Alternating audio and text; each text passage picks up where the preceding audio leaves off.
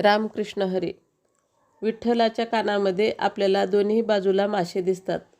तर ते का घातलेले आहेत याचं कारण असं आहे. एका पौराणिक कथेनुसार एक कोळी बांधव विठ्ठलाचा खूप मोठा भक्त होता. तो दररोज मासे पकडण्याआधी विठ्ठलाचे नामस्मरण करत असे आणि सुखरूप घरी परत यायचा.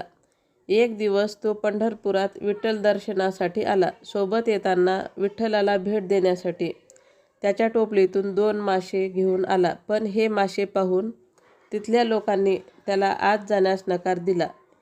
हे घडताना पाहून आपल्या भक्ताला साक्षात दर्शन देण्यासाठी प्रत्यक्ष विठ्ठल तिथे प्रकट झाले व म्हणाले, या पृथ्वीवरील सर्व जीव मी निर्माण केलेला आहे, म्हणून प्रत्येकाला माझ्यासोबत राहण्याचा अधिकार आहे. विठ्ठलाने त्या भक्ताच्या हातून मासे घेतले व आपल्या कानात घातले आणि तेव्हापासूनच विठ्ठलाच्या कानात हे मासे आहेत.